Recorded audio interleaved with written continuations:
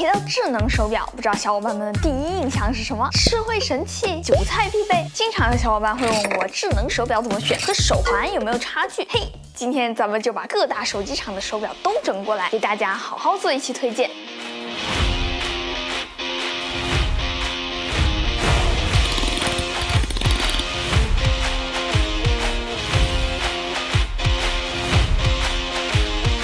视频正式开始前，抽查一下你现在手机是不是？像我就会觉得手机响个不停很烦，基本全天静音。我一开始买手表的时候，借口就是不会漏微信消息，但总有说法，用啥手机就得用啥表。如果用的是苹果还好啊，要是用魅族，上哪儿找原品牌？用小米的话，难道真得买小米手表吗？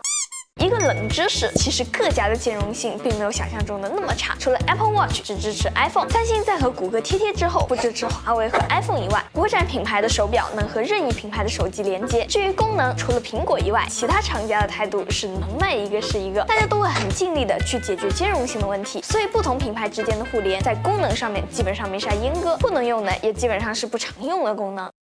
我还把这些手表每天带着上班、睡觉、打游戏、睡眠监测这些功能都打开，续航太短的表还会多次接轮介绍误差，最后得到的结果是这样的：刻板印象里续航最差的 Apple Watch 居然只能勇夺倒数第二，三星拔得头筹，它这个续航连2天都撑不到，真太重量级了。华为和 OPPO 两家的手表续航也就100个小时出头，虽然看起来也很长了，但和小米、vivo 这些手表又差了一截，这是怎么回事呢？这就不得不聊一下智能手表的2个分支：全智能和轻智能。轻智能和全智能，从传统意义上来说，全智能手表不但能独立于手机使用，甚至还能安装软件。如果支持 SIM 卡的话，还能自己上网，本质上就是一个小手机哦。当然了，比有些手机还要贵上不少。轻智能手表本质上就是一个传感器，用的处理器直到最新的恒玄2700才支持到全局60赫兹，真是辛苦你了。它收集数据之后，只能计算一些最简单的东西，稍微复杂一点的都要上交手机处理。就比如说连接手机，你能看到睡眠阶段，但是不连手机的话，就只能看到几点入睡。但你要说轻智能手表就弱，也不是。理论上来说，在手机辅助下，它们甚至能部署全智能，续航还好上很多。但因为硬件限制，轻智能表对研发能力的要求要高很多。这就意味着有些厂商可以把功能做得相当齐全，但有些厂商可能真就做了一个大号手环出来。而且很有可能他们绑定自家手机的时候，功能会更加齐全一些。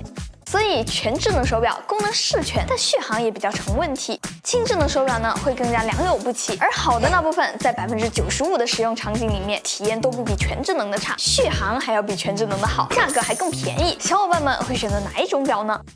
接下来先看看课代表 Apple Watch。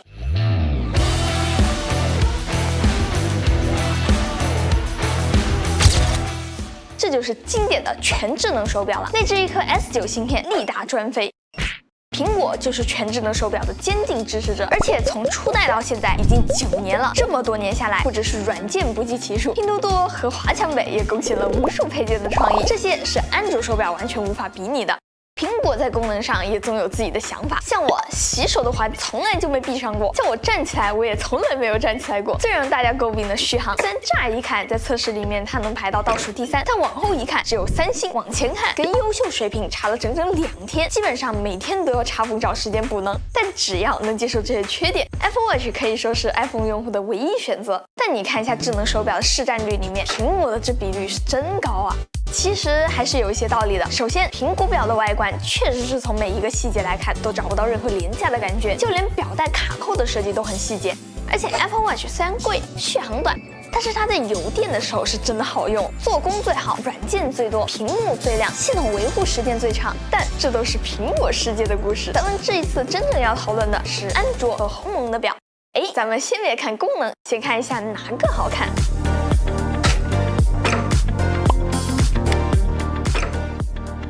华为这几年在智能手表这一块可算是狠狠发力了，别的厂家每年基本上也就2-3款手表，但华为去年整整发布了7款手表，这一堆表搞得头晕晕的。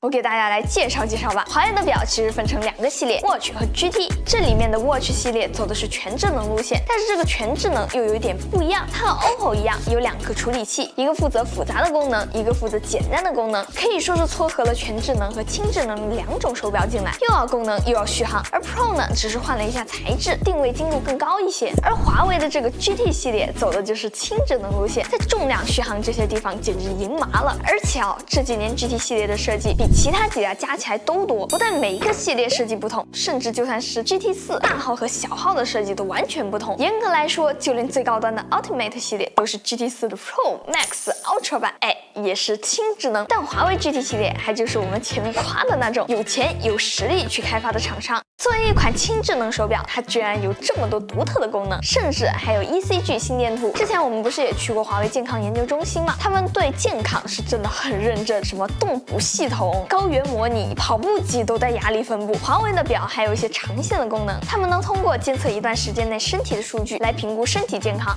比起测心率、心电图这样的即时数据，长线功能更多的是给身体做一个预警。甚至华为运动健康里面还有付费会员，开了之后就会有像智能减脂以及饮食分析这样子的功能。还有一个很特别的，华为的 GT 是轻智能手表里面唯一一个做到了地图同步不调安卓手机的，也就是说我用 GT 连接小米也没什么问题。那 GT 系列内部咋区分呢？用上代来说 ，GT3、GT3 Pro、GT3 保时捷、GT3 5年纪念版这些表最大的区别还是换壳，什么蓝宝石啊、不锈钢啊、碳纤维给你安排的明明白白的。只有一些特殊的表，比如 GT Runner 主打运动，所以会多一个乳酸值预警功能。更离谱的是 GT3 系列和 GT4 系列还同时卖。这么多的手表，3年前的 GT3 照样给你安排上最新的鸿蒙4.0。如果是想冲着运动或者是健康的功能去买的话，华为的表还是有更强的背书的，我也就不推荐了。小伙伴们直接看看兜里有多少钱，然后要功能找 Watch 系列，要续航找 GT 系列，这就够了。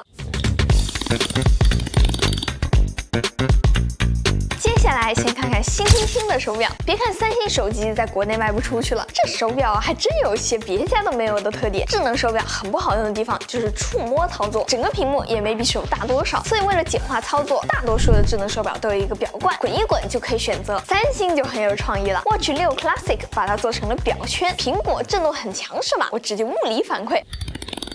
而且三星的适配就是比别人多一些，比如说主页卡片，大部分手表只能手指横滑，三星只需要转表圈就可以了。就连亮度、音量这些都可以用表圈来调节，像这种使用条款，用表圈就能直接速通，非常符合直觉。以前用不了的 NFC 现在也没有问题了，可以添加门禁卡和交通卡，微信回复这些功能也都没有什么问题。好用的时候真的还蛮好用的。这里也插一个，三星几乎所有的设置都可以在 App 里面调节。你看啊，这是一个华为的手表，设置里面就只能弄一些基础的功能，其他的东西我还得去手表里面去找。像我现在如果想要调一个卡片设置就不行，但三星呢，它什么都可以弄。可以说，在基础功能这方面，老牌大厂还是有一点自己的风范的。但三星的传统异能最迟担当，它的软件是模块化的。比如说，在三星智能穿戴里面，连接手表之后，它就会自动下载2个 app， 下载好之后，手表才能和手机连上。但这个时候你就会发现找不到健康数据，我睡眠时间呢？还得下载一个三星健康才行。心电图和 NFC 功能还得再单独下载一个心电图和三星智能卡这2个 app 才能用，就离谱。麻烦就算了，在小米、荣耀、魅族这些应用商店没有这个 app， 如果你直接去浏览器上面下一个软件，100分百连不上手表，中途就会报错。我试过最方便的方法就是去下一个 OPPO 应用商店，再从这个里面下载三星智能穿戴。其他的问题也不少啊。作为一款智能手表，除了这些大家都有的功能以外，就只剩一个体脂检测了，甚至离开手机之后，微信都不能独立使用。更离谱的是，续航连48小时都没有，完美兼顾了轻智能手表功能少和全智能手表续航差的缺点，这也是要点技术的。如果想要买的小伙伴可以等一等7月的新款，据说新款续航会好上不少，这一代就先别买了哈，也不便宜。小米这个也有点意思，小米手表要哪里好？还是那句话，米家生态。好，这下小米活成了苹果的样子。这么说吧，要是当成手表，它可能比较一般；但是你把它当成带米家控制的手环，那它绝对是最强的米家穿戴设备。这款 S3是一个轻智能表，而且没啥独特的功能，比如健康的特殊功能就只有经期追踪以及心理压力检测这一些比较没有门槛的，也不太要求准确性的功能。系统交互一样中规中矩，不过比别人多了个手势功能。而且小米的产品经理真的挺天才的，就这一个款式，怎么才能让更多的人喜欢这个外观呢？答案就是闪耀暖暖。他就直接整了个可更换表圈，简洁的还有花里胡哨的都有。哎，他真是个天才。哦，对，我看了一下 S2，虽然是2022年12月发布的手表，距今只有1年多，但已经没有后续维护计划了，就非常刻板印象。其实小米手表前2年有一点没找到方向的感觉，不过现在借着 HyperOS 和人家车互联之后，应该也比较明确了。功能少无所谓，米家传统不能丢。要是现在 HyperOS 在 S3上联动，怎么说呢？整体来看，我苏七上的联动都比它好用。不过听说小米的全智能手表也快发布了，应该价格会高一些。想想看要是能把控制按钮直接添加到表盘上面，或者是借用手表实现更多不一样的自动化，我就说一个我想要的，当手表识别到我睡觉之后，直接根据我的体温调整空调温度，这岂不是爽死了？vivo 的智能手表上一次更新还在21年年底，差不多2年多之后才发布的新 vivo Watch 3。在这个连小米都在保持每年更新迭代的赛道，vivo 这突然消失了2年，很难不让人怀疑是不是跑路了。回归之后的 vivo Watch， 我用下来最大的感觉是续航真的很离谱。写稿子的时候，我就一直让小伙伴带着，结果13天过去了，稿子都写完了，这表还有30%多的电。我这种用 Apple Watch 的看不得这些。而且这么离谱的续航，机身重量还只有39.3克，外观也很有 vivo 的感觉，简简单单。但是机身屏幕和边框融为一体，还做了曲面过渡，这外观配合这种简约的表盘，是这些手表里面看起来最不像个数码设备的。vivo Watch 同样也有轻智能表的问题，功能确实一般般，没什么超出想象的功能。唯一发现比较有意思的就是这个 AI 智能表盘，它可以通过语音输入来创建表盘，为大家试试哦。创建一个猫咪喝水的表盘，诶，已为您创建了表盘。把猫头泡进了水里面，你管这叫猫咪喝水啊？不过呢，在应用打开的时候，它总会顿一下才进到界面里面，有一种优化不到位的感觉。这个应该还需要 OTA 好好改进改进。是什么情况啊？我飞书上面开个录音，它居然每秒钟都会在手表上面给我推送一次，这是离谱。总的来说呢 ，vivo 这块表的重点就不是放在功能上面，基本健康功能照顾到了，重点其实放在外观、续航、佩戴体验上面。这块表确实是这么多块表里面戴起来最舒服、最无感的，造型不错，价格也比较公道。OPPO 手表可以说是绝对的性能党。当时第1代出来的时候，整个市场做全智能手表的厂家就很少 ，OPPO 直接整了个用精简版安卓8.1系统的手表，是真能装安卓应用的那种。当时就很多用户拿来各种折腾，甚至还能用来打游戏。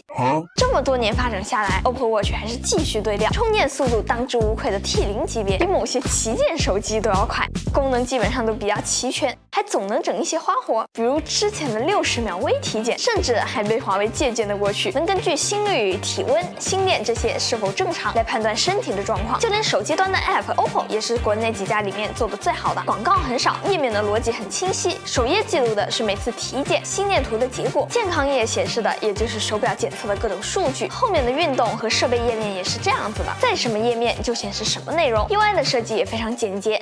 坚持这么多年放新表盘之后，今年 OPPO 终于推出了一个圆形的 Watch X 来试试水。这才发布了1个月，销量就有4 Pro 大半年销量的1/4了。你说你早点试多好啊！前面不是说到全智能好开发，轻智能难开发吗？这个表体现的就非常明显了。在全智能模式下 ，OPPO Watch 的功能真的很多，除了前面的体检，还有 ECG 专业羽毛球模式，甚至还能把手表给家人开启跌倒检测。